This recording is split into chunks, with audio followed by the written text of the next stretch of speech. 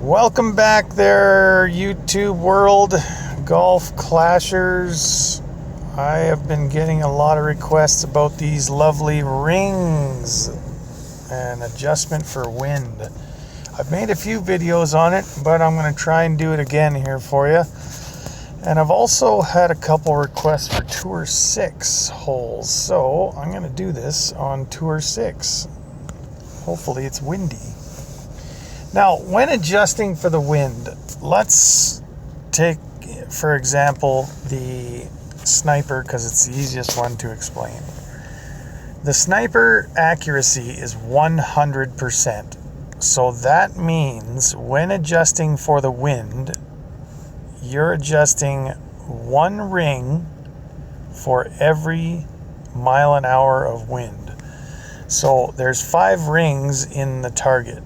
So say the wind is going 5 miles an hour, that means you're going to move your target the whole 5 rings over to adjust for the wind for the ball to land where you wanted it to in the first place.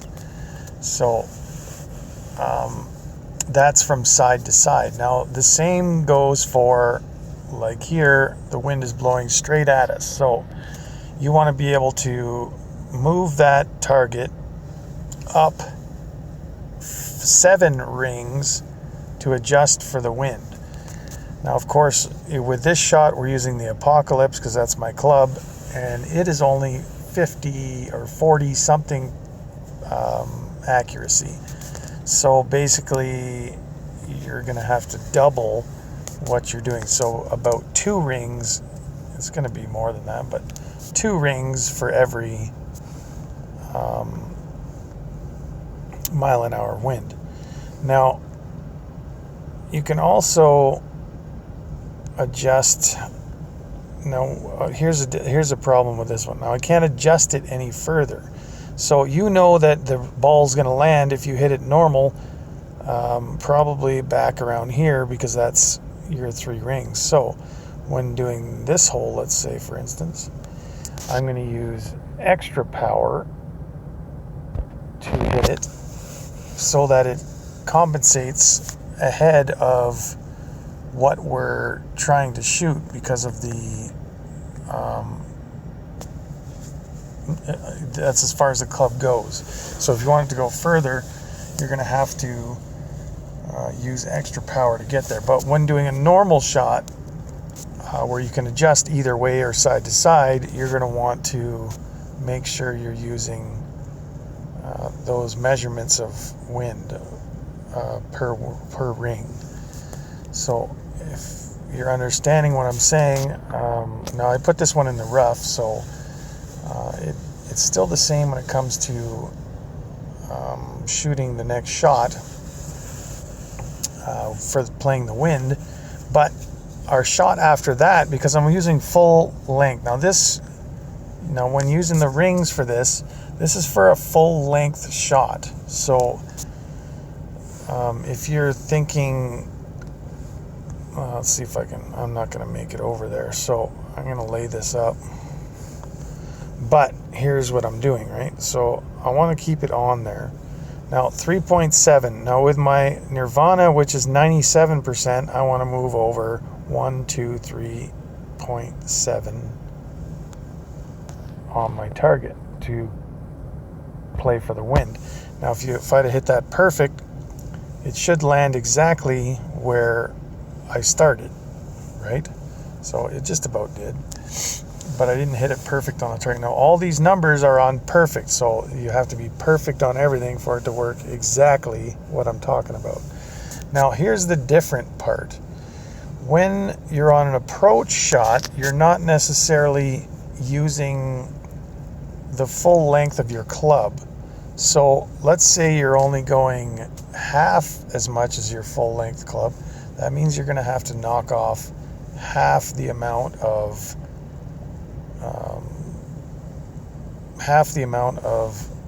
adjustment, because your ball is only in the air half the amount of time it would be on a full length shot, if you're understanding what I'm saying. So if you're noticing when you're doing approach shots, you're like, man, I adjusted for the wind perfectly, but it went, no, it didn't even come over half as far as it should have, or it went half as far too far. That's because your ball is not being affected by the wind as much as it should be. So 7.8, let's try and do this here. So I'm going to adjust my ball to bring that over there. Now if I want to play this exactly where it is, I need to play it 7.8. So there's about 5, 6, 7, 8. I think I went a bit too far. Now if I play this exact, well, I went great, so I didn't hit it perfect, but watch. So it played it the way I wanted it to, but I didn't hit it great. So you see what I mean by it.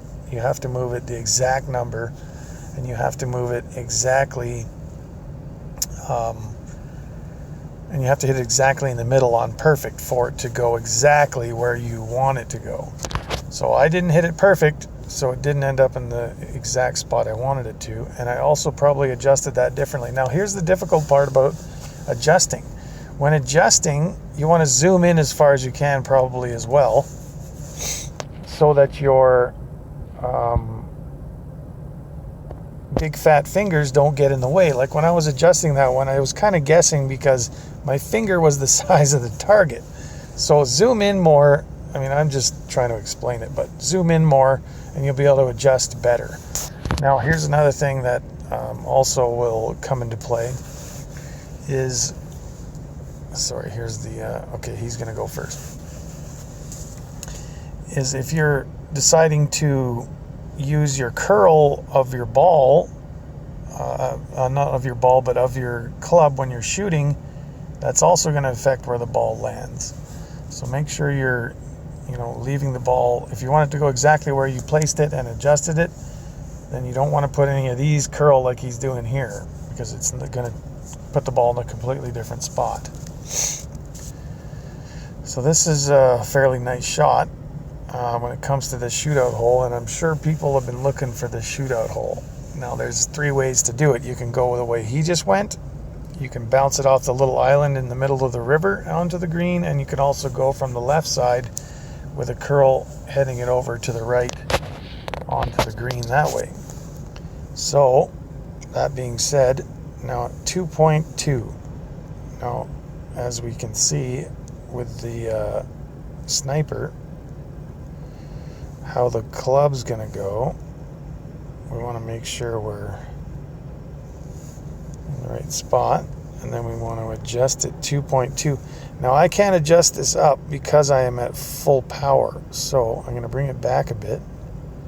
I'm going to adjust it up 2.2, and then we're going to take our shot. I'm just losing a little bit extra there because I think I need to get it up a bit higher on the roundabout here so that it comes back down. But of course, I hit too much of the grass and it didn't roll, and I of course lose the hole. But you get the gist of the adjustment, I think.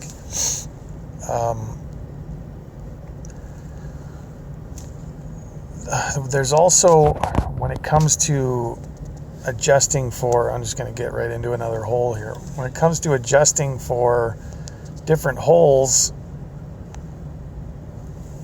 these also are adjusted when the greens and the fairway are flat from where you're shooting. So some holes, you'll notice, have an elevated green, or the green is below you, which also will cause the ball to move less or more. So let's say you have an elevated green, your ball isn't going to stay in the air as long because it's landing up higher, which of course doesn't get affected as much by the wind. So you want to make sure you're also making sure that you're playing a little bit less when it's an elevated green, or a little bit more when it's a lower level green. So here we are. Now I want it to land about, well, I want it to land further than that, but I'm going to adjust 9.7. So that's basically 5 rings. So that's going to be about there. Now I'm going to have to do full power here plus, because I don't want it to land in the rough. I want it to go over the rough, which it probably won't, but it lands, as you see, it lands in the spot I wanted it to, but in the rough, of course. Because of the wind, that was a bad there's nothing I could do about that shot. I guess I could have landed the ball in front of the rough, and it would have probably went further on the bounce, but I chose that way. So to me, it doesn't really matter when it comes to this shot, because your second approach shot is still going to be on the green no matter what, whether you're 20 feet further or 20 feet back. Now this was a nice shot, but his club obviously hits further than mine. But as you can see, yeah, he's further, but I mean, it makes easier for him to chip in, but I mean, we're still both on the green in 2, which is the main point. So adjusting for this, you want to watch your bounces too. I'm going to put that there. Make sure your line on your ball guide is also in the right spot. So my Saturn, I can't actually remember, to tell you the truth. I think is around 50%. So I'm going to put that over about 6.5 rings, which it did. And there we are sitting on the green, hoping he doesn't chip his in. So that's one thing to watch out for, is making sure you know the accuracy of your club, because that is how you're going to adjust for it. So the easier ones to adjust for are obviously coming straight at you or straight away from you, because you don't have to worry about side to side. It just kind of goes straight at the hole. You just have to worry about your power when it comes to a shot like that. But so there's also other ways of adjusting for the wind. I mean, I'm eyeballing it. Now you have to, when you're adjusting for the wind, you have to go the opposite direction of which way the arrow is blowing. So if you turn your, oh, look at this, almost. Well, I'll try and get it on the shootout hole here, but if you turn the arrow to be pointed perfectly away from you, you can adjust straight up and down depending on whether it's going away or towards you for the wind. And I'll try and show you that here in the shootout hole.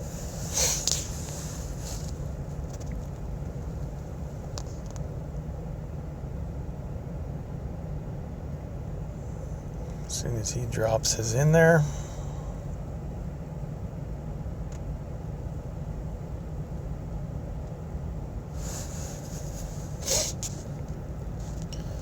And off to the shootout we go.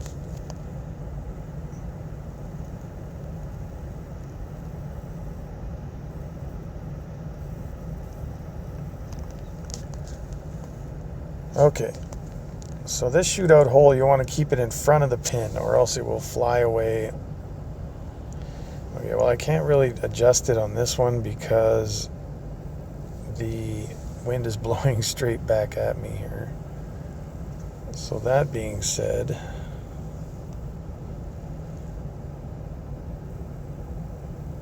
so as you can see, every way you turn it, right, the arrow moves with it. So if you're putting it exactly on the arrow, I should be able to adjust this up. And I was saying, I'm going to have to put a little bit of juice on this one. Now, you're definitely better off keeping this one in front of the green rather than beyond it, or in front of the pin rather than beyond. Now, this was a terrible shot. I didn't adjust it properly for the wind, but again, I couldn't go any further, so I had to adjust manually with my extra power, but I didn't put enough extra power on it. So this one, if you don't get it up there far enough, it's going to roll back down. So there's a little flat spot around the green, around the pin, so make sure you're staying close to that. Now you see how he's adjusting the wind properly. I spend a lot of time blabbing too, so that takes away from my concentration. So he didn't make it up there. Now, as you can see, it's going to roll back down, but it's going to stay on, I think. No, he's going to roll off and end up probably winning this anyway. But like I said, you want to keep it up onto the... well, I ended up winning that, but good enough for me, I guess. But you want to keep it up around the pin, or else it's going to roll back down the hill. So there you have it, folks. I hope this was a good enough explanation for you. I would like to geez, what was I playing there? That was a lot of money. I would like to use I would like for you guys to comment and leave your messages for me to tell me what you want me to explain further. I will make another video if I have to. I know I just put all my videos up, and sometimes I screw up and sometimes I don't, but I think the message is still there. So anyway, thanks for watching, guys. I know this was a long one, but it kind of has to be. Please subscribe to the channel and hit that notification button too, so you get the notifications on all the videos I put out. And follow us on Twitter with 97Warren97, and you can get onto the Facebook group. Lots of help there. Golf Clashers. And, have yourself a good day, and we'll talk to you on the next video.